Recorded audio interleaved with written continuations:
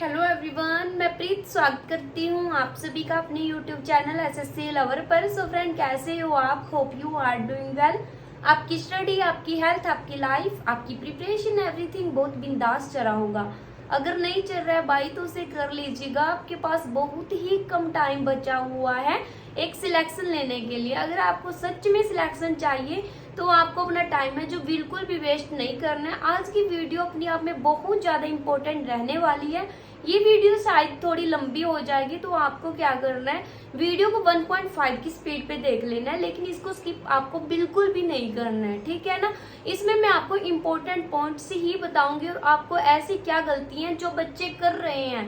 मैंने एक ग्रुप बनाया हुआ, उसमें आज मैंने सारे के सारे बच्चों के मैसेज देखे, जिसमें मुझे पता लगा कि बच्चे क्या गलती कर रहे हैं और जिससे वो सिलेक्शन से बहुत दूर जा रहे हैं, ठीक है।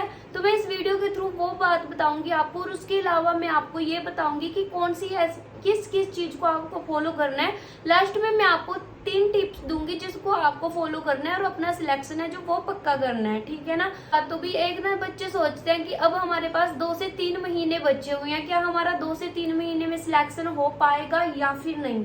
सबसे ज्यादा बच्चों का इसी बात को लेकर के डाउट आ रहा है। या फिर दिल्ली पुलिस के लिए हमारे पास 6 महीने बचे हुए हैं जोर लगा करके, और जो चंडीगढ़ पुलिस है उसके लिए हमारे पास कम से कम 3 महीने का टाइम है। इससे ज्यादा टाइम हमारे पास आपको मिलेगा, इससे ज्यादा टाइम आपको बिल्कुल भी नहीं मिलेगा भाई।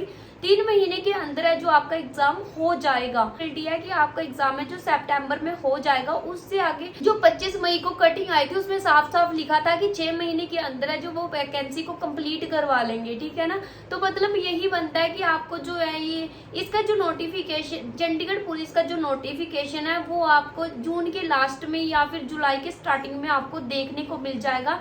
उसमें आपके जो फॉर्म है वो बनने स्टार्ट हो जाएंगे। उसके बाद आपको 1 महीने का टाइम है जो फॉर्म भरने के लिए दिया जाएगा, और फिर आपका एग्जाम है जो वो हो जाएगा। आपके पास बहुत कम टाइम है और इसको आप वेस्ट करते जा रहे हो भाई। ऐसे तो आपका सिलेक्शन होगा ही नहीं, बिल्कुल भी नहीं होगा, चाहे फिर आप मेरे टारगेट को ही फॉलो क्यों ना कर रहे हो। अगर आप उस टारगेट को फॉलो कर रहे हो तो उस चीज को आपको पूरे का पूरा फॉलो करना है। जो जो मैं आपको चीज बता रही हूँ उस चीज को आपको बिल्कुल ही लाइटली मत लेना भाई। मैं सभी चीजें आपको इम्पोर्टेंट बताऊंगी। मुझे पता है कि एक एस्पिरेंट्स की लाइफ कैसी होती है, उसके लिए क्या इम्पोर्टेंट है, क्या ऐसी चीजें हैं जो उनको नहीं करनी है। और अभी जो मैंने ग्रुप बनाया था उसमें मैं देख रही हूँ बच्चों एक दूसरे से मटेरियल को इकट्ठा करने में लगे हुए हैं कि मुझे ये बुक्स दे दे, मुझे ये नोट्स दे दे, ये फलाना दे दे, ढिमकाना दे दे, हमारे पास कम टाइम है। भाई आपके पास चैट करने का टाइम तो है, लेकिन आपके पास पढ़ने का टाइम नहीं है। आपके पास टाइम है, इसको सही से यूटिलाइज करो, ठीक है ना। ऐसे फालतू के जो ग्रुप बनाया उसमें फालतू के मैसेज मत करो कि हमारे पास हमें ये नोट्स दे दो, वो दे दो। जो मैं आपको डिस्क्रिप्शन में लिंक डाल रही हूँ वहीं से ही आपका पेपर बनकर आएगा, इस बात की मैं गारंटी ले सकती हूँ, ठीक है ना। उसको आपको बहुत अच्छे से कर लेना, किसी के फालतू नोट्स के चक्कर में नहीं पड़ना है। आप गलती, सबसे बड़ी गलती कर रहे हो, आप सोर्सेज के पीछे भाग रहे हो भाई।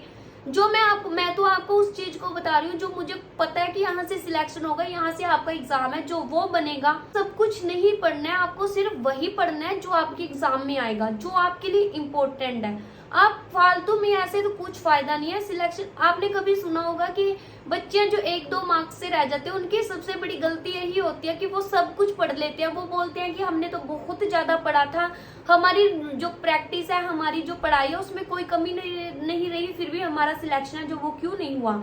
इसका मेन कारण यही रहता है कि आप सब कुछ पढ़ लेते हो। आपको सब कुछ नहीं पढ़ना है भाई, आपको सिर्फ वही पढ़ना है जो आपसे एग्जामिनर पूछ रहा है, ठीक है ना। ज्यादा पढ़ने से ये तो हो जाएगा कि आपको ज्ञान की प्राप्ति हो जाएगी, आपकी नॉलेज है जो वो डेवलप हो जाएगी, लेकिन बेस पे वो आपको सिलेक्शन तो देने वाले नहीं है।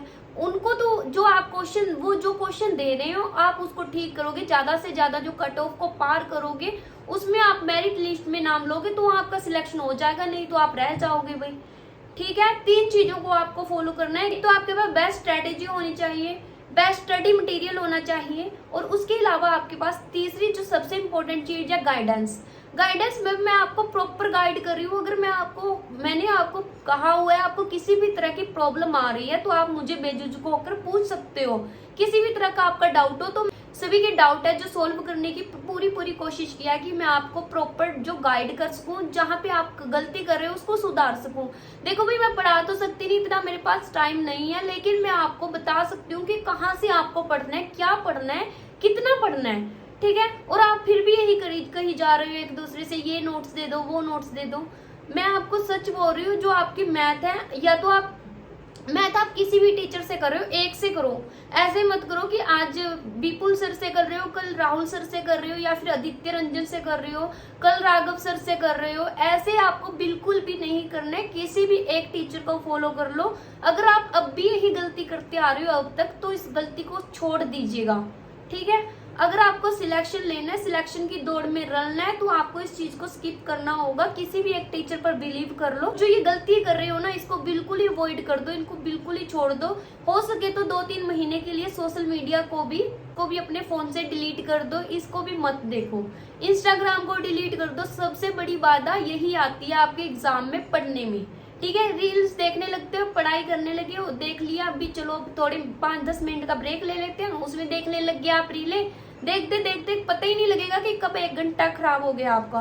रीलें आकर आपको ये नहीं कहेंगे कि आप अब देखो, अपनी पढ़ाई कर लो। अब ये तो आगे से आगे आती रहेंगी, चाहे आप सारा दिन इसमें बैठे रहना, अपना टाइम है जो वेस्ट करते रहना, ठीक है। तो अब आगे आपको क्या करना है, उसके अलावा आप स्टडी मटेरियल मैथ आप किसी भी एक टीचर से करो, उनकी क्लास लगा ली, उसको आपने प्रॉपर नोट्स है जो वो तो भाई बनाने पड़ेंगे। ये नहीं है कि किसी के हैंड रिटन नोट्स ले लोगे, बस सिर्फ उसी से काम चला रहे हो आप।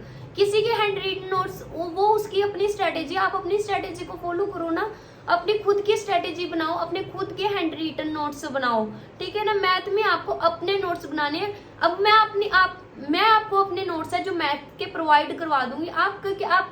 क्या आप उसी टीचर से कर रहे हो जिस टीचर से मैंने किया हुआ है? आपको समझने के लिए तो कोई टीचर चाहिए होगा ना। इसलिए आप किसी भी टीचर से कर रहे हो, उस टीचर के खुद अपने हाथ से नोट बनाओ, ठीक है। नोट्स बना लिया आपने, एक क्लास देख ली, उसके बाद आपको क्या करना है, क्लास जैसे ही आपकी खत्म होती है, जो टीचर ने आपको पूरी क्लास में करवाया हुआ है उसको आपको रिवाइज करना है कि कौन सा कंसेप्ट किस तरह से लग रहा है, ठीक है।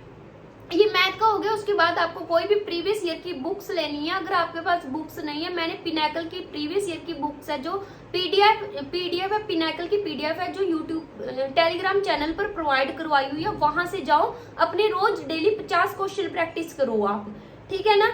डेली आपको 50 क्वेश्चन प्रैक्टिस करनी है हर टॉपिक की, ठीक है। ये मैथ में करोगे, आपका कोई नहीं है भाई जो आपका मैथ में स्कोर है जो वो आपका रोक सकता है 15 में से 15 लेने के लिए, अगर आप इस चीज को अप्लाई कर रहे हो।